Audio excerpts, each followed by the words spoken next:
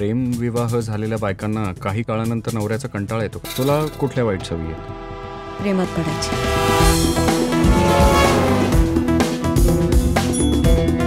फक्त लुक असं नाही म्हणता येणार, एकूण व्यक्तीच फार वेगळी आहे.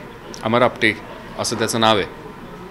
तर निखिलनी हा जो काही अमर आपटे लिहिला होता तो फार वेगळा होता, जो की लेखक म्हणून मी कधीही लिहिणार नाही.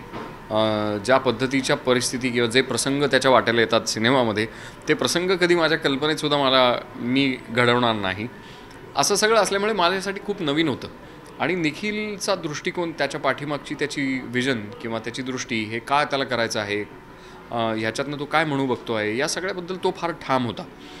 आणि माझ्या बाबतीतनं मला असं फार आवडतं की मला फक्त एखादं मत पटत नाही आहे म्हणून मी त्याचं अस्तित्व नाकारत नाही. शक्यतो कदाचित माझी समजूत कमी असू शकते, तर ते जाणून घेण्याचा प्रयत्न करतो, त्याच्या पाठीमागे लागतो, शोध घ्यायचा प्रयत्न करतो.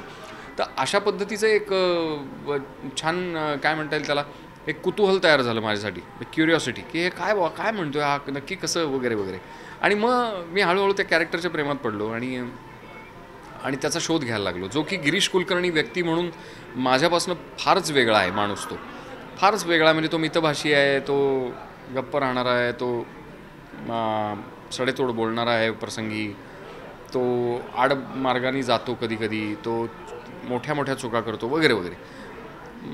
मी तुलनेनं खूपच साधं आयुष्य जगतो.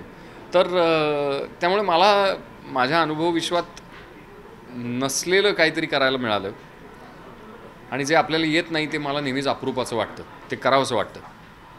तर ते करायची संधी मिळाली. या दोन गोष्टी मोठ्या आहेत या सिनेमामध्ये, आणि मला फार लकी असल्याचा फील येतो की हे निखिलनी अट्टाहास धरला की मीच हा सिनेमा करावा आणि हा रोल करावा.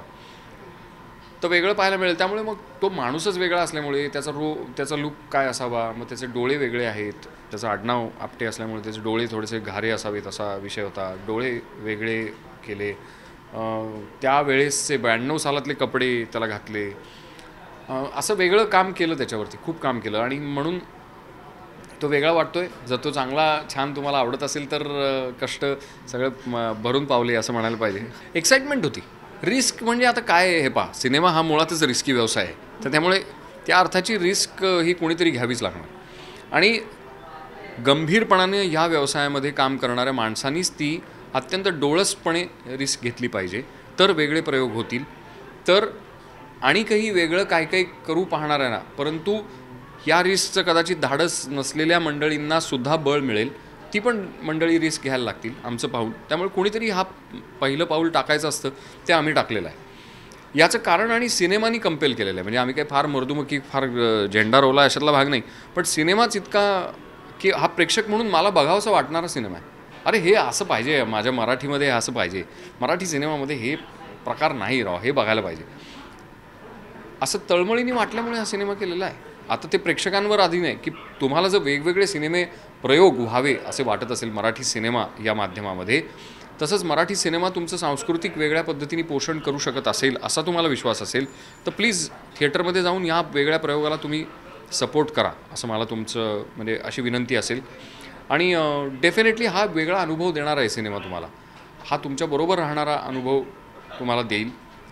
त्यातनं काही आजच्या जगण्यातल्या प्रश्नांची उकल होण्याचा पण सुद्धा शक्यता आहे. सो ऑल इन ऑल खूपच म्हणजे it's a good value for money. Jeremy Regan के क्या कहने, तो वेगळ्या वातावरणातून आलेला आहे. लक्षात घेण्याचं फार इंटरेस्टिंग प्रेपोजिशन होतं. तो न्यूझीलंडमधनं आलेला माणूस, तो एक अत्यंत हार्डकोर महाराष्ट्रीयन कल्चरमध्ये रूट केलेला, म्हणजे त्याच्यात त्याची मुळं असलेला असं कथानक, असा सिनेमा शूट करणार आहे. त्याला फार आपल्या काही कल्चरल गोष्टी ज्या आहेत साध्या साध्या, त्याला एक वेगळाच दृष्टिकोन असायचा त्याच्याकडे बघण्याचा. नवरा बायकोमधला संवाद हा असा होतो, तर त्याच्याकडे तो वेगळ्याच दृष्टीने पाहायचा. त्याच्याकडे त्याच्या कल्चरल सेट ऑफ व्हॅल्यूज, त्याची परंपरा, हे सगळं त्या दृष्टिकोनामधून रिफ्लेक्ट व्हायचं. त्यामुळे फार मजेशीर होतं. त्यांनी त्या पद्धतीने ते सगळं टिपलेलं आहे. आणि हा सगळा त्यामुळे असं रूढार्थाने जे आपल्या मराठी सिनेमामध्ये पाहिलेलं टेकिंग आहे त्याच्यापेक्षा वेगळ्या पद्धतीने कॅमेरा गोष्टी टिपतो, वेगळ्या स्पेसमध्ये जातो, वेगळ्या अँगल्समध्ये जातो, आणि ज्या दृष्टिकोनातनं कॅरेक्टर्सकडे बघणं आपल्याला सवयीचं नाही, हे जेरेमीनी खूप आणलं. तो अत्यंत उत्साही होता. त्यांनी मिनिमल लाईटिंगमध्ये हा सिनेमा शूट केलेला आहे. हे त्याचं अजून एक शक्य तितके natural light resources, even artificial light रिसोर्सच्या बाबतीमध्ये सुद्धा जर घरातला दिवा असेल, बल्ब असेल तर बल्बच्याच प्रकाशात त्यांनी शूट केलं. ट्यूब लाईट आपण घरात लावतो तर ट्यूबलाईटच्या प्रकाशात तो प्रसंग शूट करण्याचा प्रयत्न केला. असं या पद्धतीने त्यांनी शूट केल्यामुळे सिनेमाला एक वेगळं टेक्स्चर मिळालेलं आहे व्हिज्युअली. आणि definitely it's a visual treat for sure. म्हणजे कॅमेरा ज्या म्हणजे जे डायनॅमिक्स त्याच्यात साधतो ते अमेझिंग आहे. जे काय कमवलं ते कष्टाने कमवलं, काय बाप जाण्याची इष्ट नव्हती कुठं.